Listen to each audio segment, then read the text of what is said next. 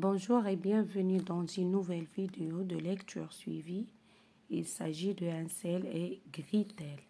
Donc, on va terminer la correction des questions de compréhension à la page 25.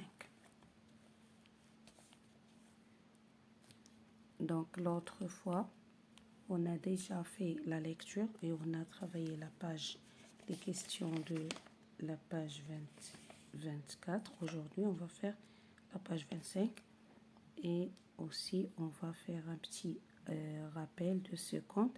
Alors, on a dit l'autre fois que Ansel et sa sœur Gretel sont conduits dans la forêt pour y être abandonnés par leur père et leur mère. Alors, les parents trop pauvres pour les nourrir, c'est-à-dire pour nourrir les enfants, qu'est-ce qu'ils ont fait? Ils ont décidé de perdre les enfants dans la forêt.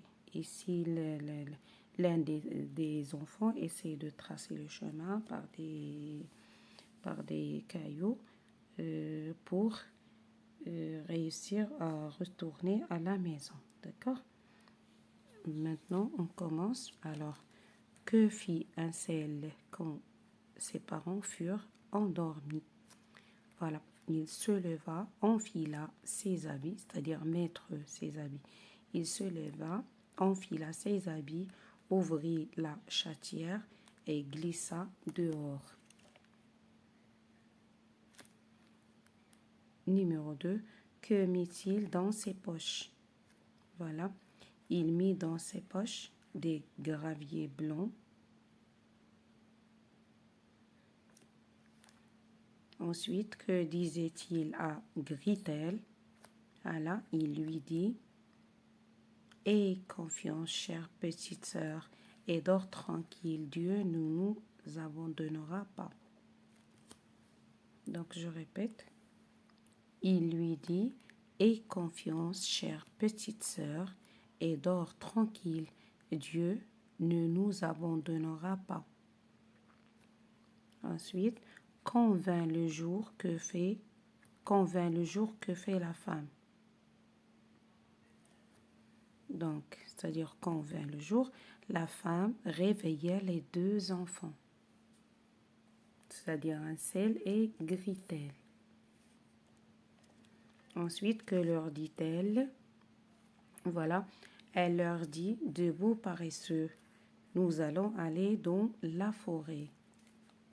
Je répète, elle leur dit: debout paresseux, nous allons aller dans la forêt. Ensuite, pourquoi Gretel mit le pain dans son tablier? Donc, elle mit le pain dans son tablier car les poches de Ansel étaient pleines de cailloux.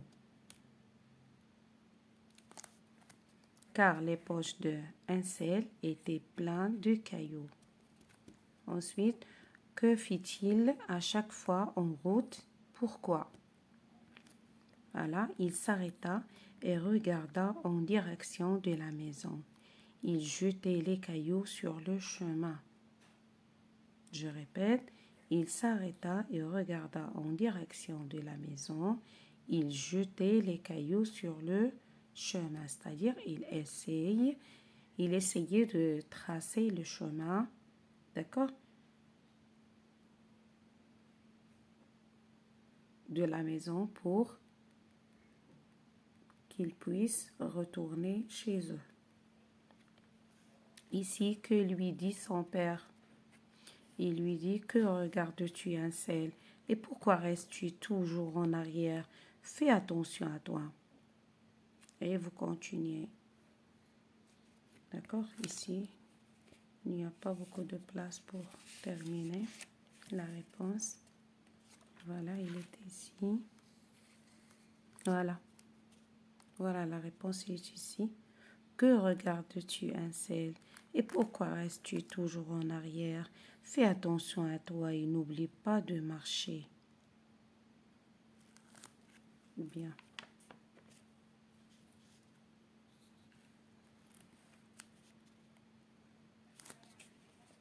Voilà. Que répondit la femme? Elle, donc c'est la femme. Elle répondit, fou que tu es. Ce n'est pas le chaton, c'est un reflet de soleil sur la cheminée. Ensuite, les mots que j'ai appris ou bien les mots difficiles. Voilà, on a gravier. Ce sont de petits cailloux. Atteindre, c'est un verbe du troisième groupe. Ça veut dire parvenir à ou bien arriver. C'est-à-dire atteindre. Par exemple, un coureur atteint la ligne d'arrivée dans un moment qui est bref. Ici, atteindre, parvenir à ou bien arriver. Étinceler, c'est un verbe du premier groupe. Ça veut dire briller au contact d'un rayon lumineux. On dit étinceler, briller comme des diamants, par exemple.